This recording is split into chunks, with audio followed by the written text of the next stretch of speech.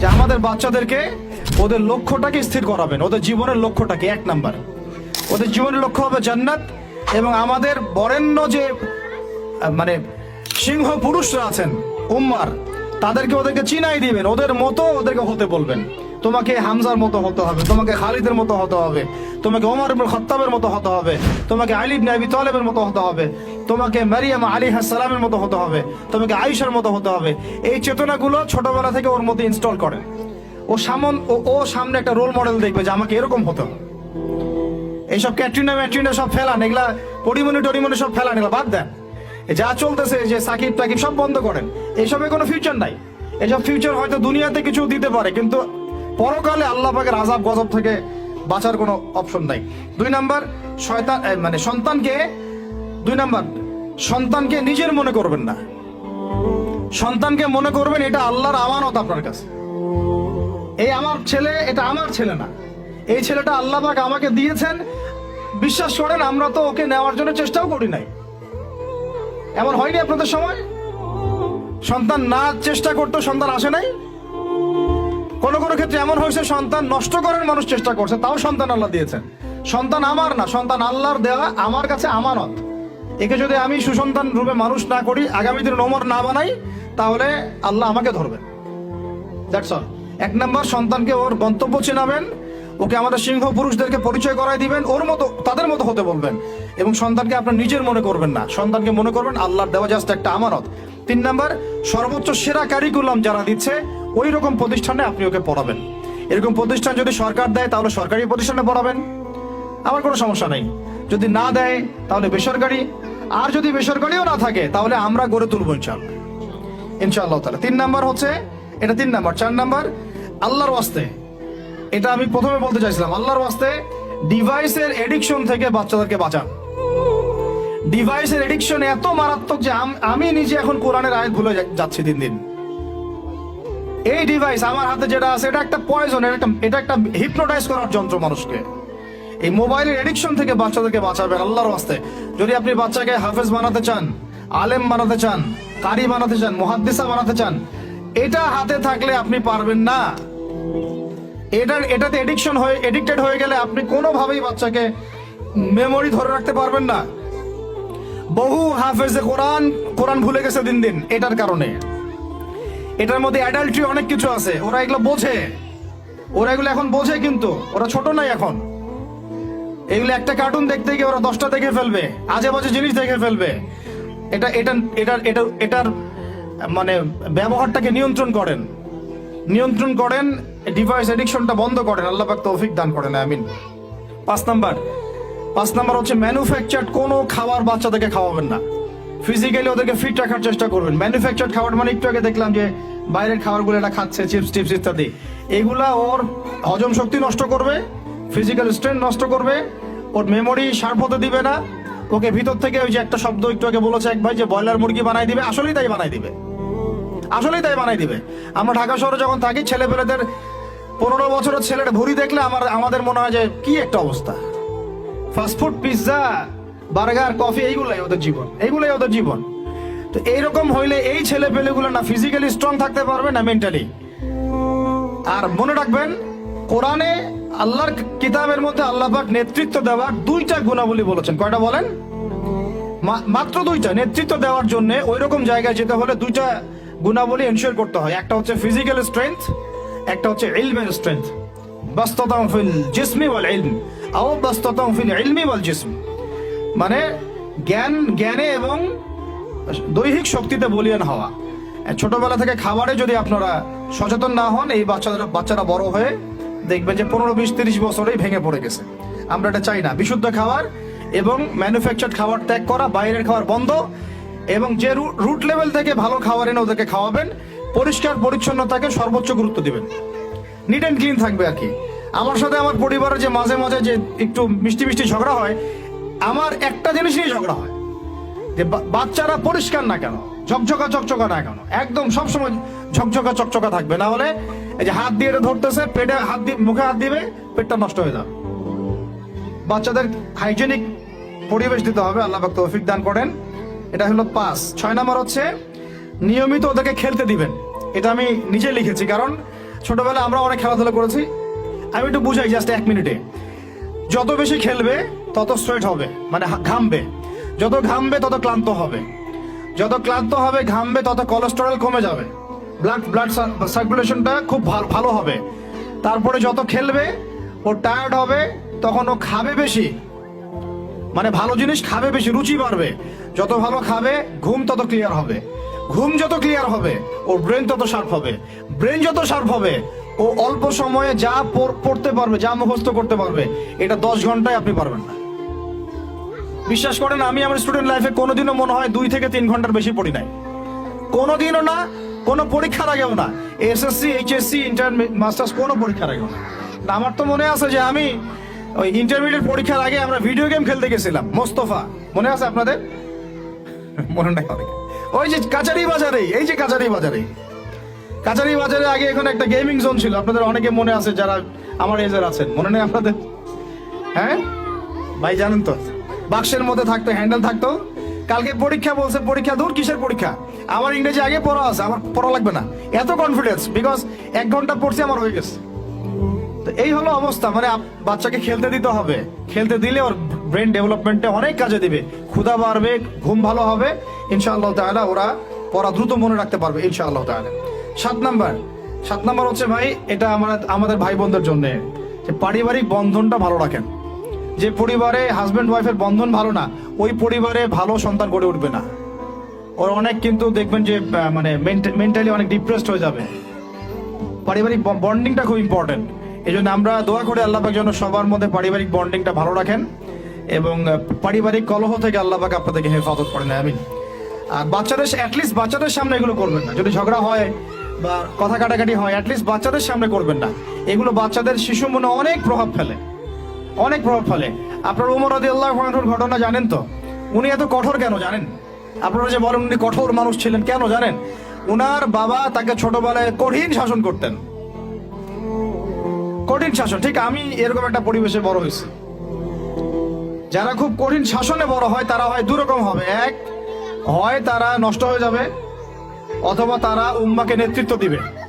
দুটার একটা, হয় তারা খুব মানে মেন্টালি খুব ডিপ্রেসড হয়ে যাবে, অথবা দেখা যাবে যে তারা কঠোরতার কারণে ওরা দেখবেন ইনশাআল্লাহ ইসলামকে নেতৃত্ব দিচ্ছে বা আল্লাহর বিধানের উপর কঠোর হয়ে গেছে।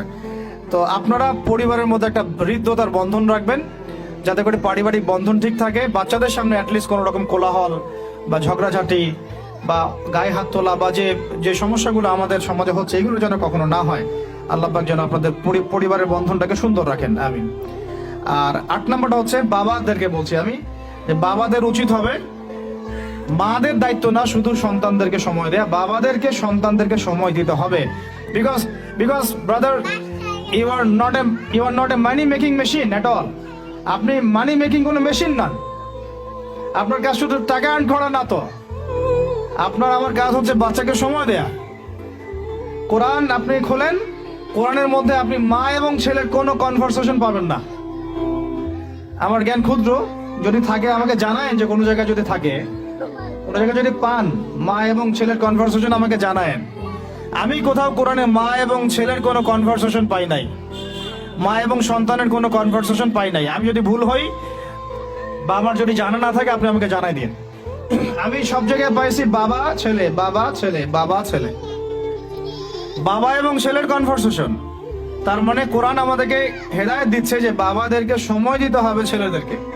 ইউসুফ তার বাবার সাথে কথা বলছেন, ইউসুফের বাবা তার ছেলের সাথে কথা বলছেন, লুকমান আলাইহিস সালাম তার ছেলেকে নসিহত করছেন, ইব্রাহিম আলাইহিস সালাম তার ছেলেকে বলছেন আমি তোমাকে জবাই করার স্বপ্ন দেখেছি। মা ছেলের কনভারসেশন খুব পাওয়া যায় না। আমি জানি না, কোনো জায়গায় থাকতে পারে, থাকলে আমাকে জানায়েন, কিন্তু আমি পাইনি কখনো। তো বাবাদেরকে বলবো আপনি সন্তানকে সময় দেন, because you are not a money making machine at all. আপনি কোনো মানি মেকিং মেশিন নন। এটা হলো 8 দুটো বলে শেষ করতেছি। 9 নাম্বার হচ্ছে সন্তানকে চাপ দিবেন না, চাপ দিয়ে ওকে জোর করে কোনো কাঠামো দেওয়ার চেষ্টা করবেন না, বরং আপনি খুঁজে বের করেন আপনার সন্তানের মধ্যে ইউনিক প্রতিভা কি আছে। এই মেয়েটার মধ্যে হয়তো একটা প্রতিভা আছে যেটা আমার মেয়ের মধ্যে নাই, এর মধ্যে একটা প্রতিভা আছে ইউনিক যেটা ওর মধ্যে নাই, ওই ছেলেটার মধ্যে একটা প্রতিভা আছে যেটা আবার এই মেয়ের মধ্যে নাই। আপনি কখনো কারোর সাথে কারো তুলনা করবেন না। তুমি মারিয়ামের মতো ফার্স্ট হতে পারো নাই কেন, তুমি ওই সুমাইয়ার মতো সেকেন্ড কেন হলো না, তুমি ওই আব্দুল্লাহর মতো কেন ফার্স্ট হলো না, কখনো এরকম তুলনা করবেন না। এগুলো করলে ছেলেরা ভিতর থেকে, মেয়েরা ভিতর থেকে খুব ডিপ্রেসড হয়ে যায়, আত্মবিশ্বাস হারায় ফেলে। ওরা মানে মনে করে হয়তো আমার দ্বারা কিছু হবে না। বরং আপনি আরো উৎসাহিত করবেন, কোনো সমস্যা নেই বাবা, কোনো সমস্যা নেই আম্মু, এবার বড় নেই, পরে এবার হবে ইনশাআল্লাহ। বরং তাদেরকে সময় দিবেন এবং খুঁজে বের করবেন যে কোন প্রতিভা আপনার মেয়ের মধ্যে, আপনার ছেলের মধ্যে আছে। কেউ দেখবেন খুব ভালো লিখতে পারে, কেউ ভালো আবৃত্তি করতে পারে, কেউ ভালো নেতৃত্ব দিতে পারে, কেউ ভালো দেখবেন যে মাশাআল্লাহ মুখস্থ করতে পারে। প্রতিভা বিচক্ষণতার সাথে ফাইন্ড আউট করতে হবে। এটা আমার কাজ বাবা হিসেবে, আপনার কাজ মা হিসেবে। আল্লাহ পাক আমাদেরকে এটা করার তৌফিক দান করেন। আমি জোর করে চাপায় দেওয়া যাবে না।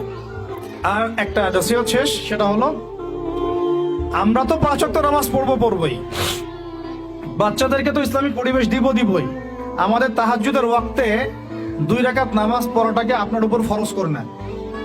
তাহাজ্জুদের ওয়াক্তে অন্তত 2 রাকাত নামাজ পড়াকে আপনার আমার উপর ফরজ করে নেন, যদি ওটা ফরজ না, ফরজ করে নেন। কারণ ওই সময় দোয়া যেগুলো করা হয় আল্লাহর কাছে একদম সরাসরি কবুল হয়। আপনাদেরকে আমি একজন মনীষীর কথা খালি বলবো, ইমাম বুখারী রাহিমাহুল্লাহ, নাম শুনেছেন আপনারা? তার কিতাব কিয়ামত পর্যন্ত ইনশাআল্লাহ পড়ানো হবে। ওইটা না পড়ে কেউ আলেম হয় না, তাই না বিষয়টা? তিনি যে একসময় অন্ধ ছিলেন আপনারা কি জানেন? তিনি যে একসময় চোখে দেখতে পারতেন না, আপনারা কয়জন জানেন? তার মা তাহাজ্জুদের ওয়াক্তে আল্লাহর কাছে কান্না করতে করতে করতে করতে, আল্লাহ আমার ছেলের চোখটা ভালো করে দাও, আল্লাহ আমার ছেলের দৃষ্টিশক্তি ফিরায় দাও, আল্লাহ আমার ছেলের দৃষ্টিশক্তি ফিরায় দাও। মায়ের এই দোয়া আল্লাহ পাকের আরশ পর্যন্ত পৌঁছে যায় অলৌকিকভাবে, মিরাকুলাসলি। ইমাম বুখারী রাহিমাহুল্লাহ সকালবেলা উঠে চোখে দেখা শুরু করেছে। আজকে ইমাম বুখারী কি এবং তার কিতাবের মূল্য কি, তার মর্যাদা কোথায়, তার কিতাব না পড়লে আমাদের মধ্যে কোনো মানুষ আলেম হতে পারবে না, এটা আমরা এখন স্বতঃস্বীকৃত। কিভাবে হয়েছে ভাই বোনেরা? দোয়ার মাধ্যমে। প্রচুর দোয়া করতে হবে সন্তানদের জন্য। আমি যতবার বাইতুল্লাহ যতবারই জিয়ারত করেছি, তাওয়াফ করেছি, প্রত্যেক তাওয়াফে আমি সবসময় দোয়া করি আমার ছেলে মেয়েদের জন্য। আল্লাহ আমার ছেলে ওসমানকে ওসমান রাদিয়াল্লাহু আনহুর মতো বানাও, শর্টকাট দোয়া আর কি। আমার ছেলে মেয়ে মারিয়ামকে মারিয়াম আলাইহিস সালামের মতো বানায় দাও। আল্লাহ আমার মেয়ে আয়েশাকে আয়েশা রাদিয়াল্লাহু আনহার মতো বানায় দাও। আল্লাহ আমার ছেলে ওমরকে ওমর ইবনে খাত্তাবের মতো বানায় দাও। আপনারা এভাবে দোয়া করতে থাকবেন। দোয়া কবুলের সময়গুলো খুঁজে খুঁজে বের করে দোয়া করতে থাকতে হবে ইনশাআল্লাহ। বাবা মার দোয়া আল্লাহ পাক ফেলবেন না ইনশাআল্লাহ। আল্লাহ পাক আমাদেরকে এই বিষয়গুলো আমল করার তৌফিক দান করেন। আর সব সময় ছেলে মেয়েদেরকে আত্মবিশ্বাস দিবেন। যত তাদেরকে কনফিডেন্স দিবেন, ওরা আরো ভালো করবে। যত ধমক দিবেন, এই তুই পারিস না, তোর দ্বারা হয় না, তুই কি করস, ইত্যাদি ইত্যাদি, তত দেখবেন ও আর পারতেছে না। আমি বেসিক্যালি ছোট থেকে যে বড় হয়েছি, এই জিনিসটার অনেক ঘাটতিতে বড় হয়েছে। কনফিডেন্স না দেয়া। তবে সবাই সবকিছু হয় না, কিছু ব্যতিক্রম বিষয় থাকে। কিন্তু আমি যেটা রিয়েলাইজ করেছি, একটা মানুষকে যখনই কনফিডেন্স দেওয়া হয়, সে অনেক ভালো করে। যখন আপনি তাকে আন্ডারস্টিমেট করবেন, সে ভালো করতে পারবে না। তাই আল্লাহর ওয়াস্তে আমাদের বাচ্চাদের উপরে চাপ না দিয়ে আত্মবিশ্বাস দিবেন, ভালোবাসবেন, মহব্বত করবেন, ওকে উৎসাহ দিবেন, দেখবেন ইনশাআল্লাহ ও আরো ভালো করতেছে ইনশাআল্লাহ। মাশাআল্লাহ তুমি তো সুন্দর লিখছো, আরেকটু ভালো করো, ভালো হয়েছে তো মাশাআল্লাহ, আরেকটু করো, সুন্দর আর্ট করছো, আরেকটু ভালো করো, মাশাআল্লাহ একবারও তো মুখস্থ করে ফেলছো, আরেকবারও পারবা ইনশাআল্লাহ। ওকে এইভাবে বুস্ট আপ করতে থাকেন ইনশাআল্লাহ তাআলা। দেখবেন এভাবে যদি একটা পরিকল্পনা মাফিক আমরা আগাই, জাস্ট 20টা বছর সবর করি, যদি আমরা আল্লাহ পাক যেন আমাদেরকে তৌফিক দান করেন, টানা 20 বছর যদি আমরা নেক হায়াতের সাথে এভাবে রাত দিন 24 ঘন্টা নিরলস দিনের কাজ করতে পারি, অ্যাটলিস্ট এডুকেশন সেক্টরে, আমাদের তো পলিটিক্যাল সেকশন নাই, ইকোনমিক সেকশন আমাদের হাতে নাই, অ্যাটলিস্ট শিক্ষা সেক্টরে যদি আমরা এভাবে কাজ করতে পারি, আগামী 20 বছরে বাংলাদেশের শিক্ষা ক্ষেত্রে হুলিয়া পরিবর্তন করে ফেলা সম্ভব ইনশাআল্লাহ। কারণ সবকিছু নতুন করে করা লাগবে না, আমরা শুধু সমন্বয় করব, পরিবেশ গড়ব এবং আমাদের জানমাল, সময়, শ্রম, জমি জমা এগুলো ওয়াকফ করবো ইনশাআল্লাহ আল্লাহর জন্য। এবং এগুলো করলে লাভ কি হবে, ওই বিখ্যাত হাদিসটা দিয়ে শেষ করতেছি, যে নবী সাল্লাল্লাহু আলাইহি ওয়াসাল্লাম বলেছেন, ইযা মাতাল ইনসান, যখন মানুষ ইন্তেকাল করবে বা করে, ইনকাতা আনহু আমালু, তার আমল নামাটা কেটে দেওয়া হয়, বন্ধ হয়ে যায়। ইল্লা সালাস, 3টা রাস্তা খালি জারি থাকে। 1 নম্বরই হচ্ছে সাদাকায়ে জারিয়া, মানে এমন সাদাকা, এমন কন্ট্রিবিউশন যেটা আমার ইন্তেকাল, আপনার ইন্তেকালের পরেও একেবারে চলতে থাকবে, লং টাইম সাস্টেন করতে থাকবে, এটা একটা। 2 নম্বর ওয়ালাদুন সালেহ, আমার নেককার সন্তান, বা আপনার নেককার সন্তান, যে আপনার আমার জন্য কালকে আমাদের মানে পরকালে বারজাখের জীবনে আমরা যখন থাকবো তখন তারা দোয়া করতে থাকবে। আমি বলছি আমার ওমরই শুধু আমার ছেলে না, আপনাদের সবার সন্তান আমার সন্তান, আপনাদের সবার মেয়ে আমার মেয়ে।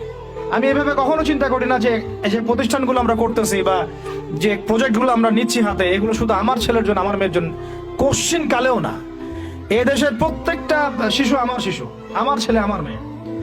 এ দেশের প্রত্যেকটা বোন আমার বোন, এদেশের প্রত্যেক ভাই আমার ভাই। ওইভাবে চিন্তা করে আমাদেরকে না গেলে আমরা জাতিগত পরিবর্তন আনতে পারবো না।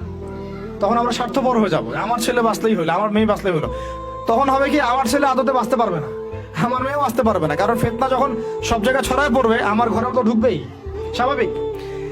আর শেষ নাম্বারটা হচ্ছে আল ইলম, এমন জ্ঞান ইউনতাফাউ বিহিন নাস, যে জ্ঞান দিয়ে মানুষ উপকৃত হয়। এই হলো শিক্ষা প্রজেক্টগুলো। আল্লাহ পাক এই হাদিসটার উপর আমাদের সবাইকে আমল করার তৌফিক দান করেন, আমিন। আর আমি লম্বা করছি না, আপনাদের অনেকেই ক্ষুধার্ত, আমাদের বাচ্চারা ক্ষুধার্ত। আমরা দোয়া করি আল্লাহ পাক যেন আমাদের সবাইকে পবিত্র কোরআন এবং নবীর হাদিস অনুযায়ী জীবন গড়ার তৌফিক দান করেন।